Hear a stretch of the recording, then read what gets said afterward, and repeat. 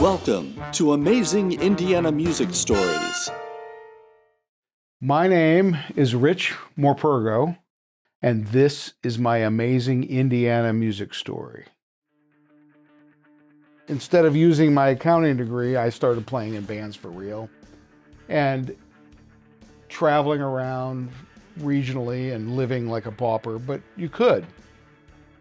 And I got in quite a few bands. They last about a year and a half, And then by the early 80s, I was in some bands that were starting to get kind of popular, playing it here in Bloomington at the Bluebird and Jake's, and up in Indy at the Patio and the Vogue. And I had a progression of bands that did pretty well in those places, and then started traveling. Back then there were booking agents that would get these bands. There was a very active club scene that is not in existence anymore. A slow Thursday at the Bluebird would be 700 people. And we'd have lines out the door back then on the weekends. And that's when you knew that you were doing okay. When you take your first break and go out and there's still a line. You knew you were going to do okay, right? So it was fun. It was a fun time all around Indiana like that.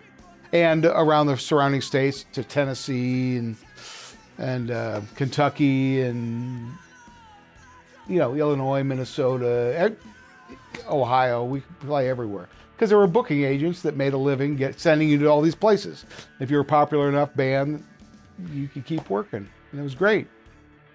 I mean, it wasn't getting rich, but it was playing for a lot of people, and I did it not for the end of it, but because I liked music, and how else do you learn how to play but go out and do it? Because I had an aptitude for audio, I started doing live audio in Indiana.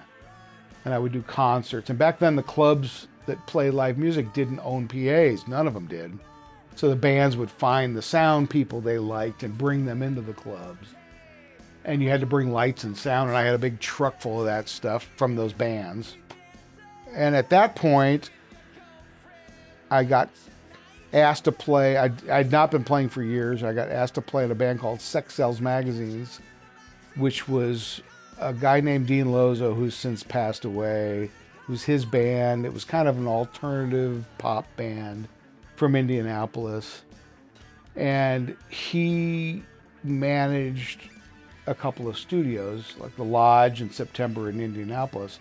And we got pretty close. And Andy Holland and I played with that band with him for quite a few years, and we got mentioned in national magazines, and we got some attention, and it was all original music, and it was a great fun because now I'm working on what I really wanted to do that whole time, which is original music. When I started doing that stuff with that band, we would record, and Dean realized, you got some engineering chops.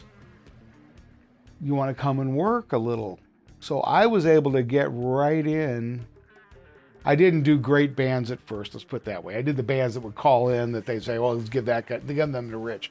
But then I got pretty good at those and making those records and working with people making music. And I felt like for a while there that I finally found what all the previous stuff helped me do.